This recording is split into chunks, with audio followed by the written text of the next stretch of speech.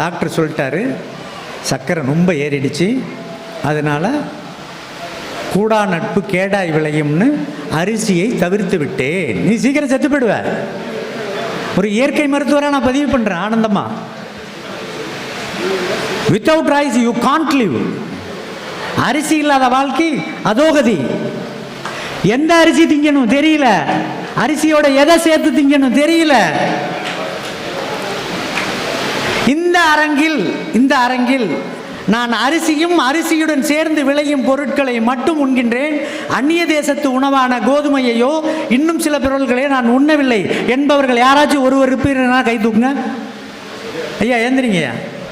கோதுமையை சாப்பிட்றது இல்லையா? அப்படியா? எழுந்து நின்று ஸ்டாண்டிங் ஓவியேஷன் அவருக்கு தரலாம். இந்த விழா வெற்றி அடையுது. இங்க வேற ஒரு ஐயா,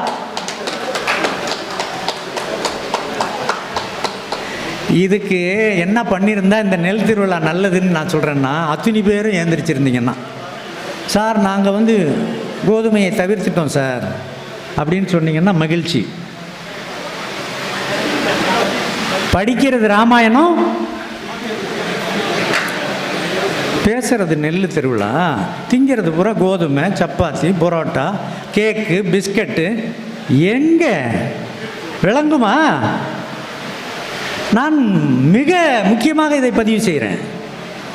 கோதுமை உள்ளே போய் என்ன பண்ணுங்கிறதே உங்களுக்கு தெரியல, தெரிஞ்சுக்குங்க. அரிசி உள்ளே போய் என்ன பண்ணும் தெரியல. அரிசியை திங்காட்டி கூட தப்பு இல்லை. அரிசியை தவிர்த்து நீங்கள் கோதுமையை தின்ன பெரு விபத்து. அரிசி அருமருந்து. அரிசியில் நம்ம சமூகம் எவ்வளவு பலகாரங்கள் செஞ்சுருக்காங்க தெரியுமா சகோதர சகோதரிகளை? 180க்கு மேலே, 180க்கு மேலே. அரிசியில் எத்தனை பலகாரம் நமக்கு தெரியும்? வடிவேல் சொல்லுவார், நடிகர் வடிவேல் சொல்லுவார், இட்லி தோசை, இதை தவிர தெரியல. எந்த ஹோட்டலுக்கு வேணாலும் போங்க நீங்கள், பெரிய ஹோட்டல், ஸ்டார் ஹோட்டலாக இருக்கட்டும், இல்லை சின்ன அங்காடியாக இருக்கட்டும், கடையாக இருக்கட்டும், போன உடனே அப்படி விசிறிக்கிட்டே இருக்கானே, என்னது உள்ள நுழையிறப்பே விசிறுவாங்க. கோதுமையில் ஆரம்பிக்குது, மைதாவில் ஆரம்பிக்குது. அரிசியில் பலகாரமே இல்லையா?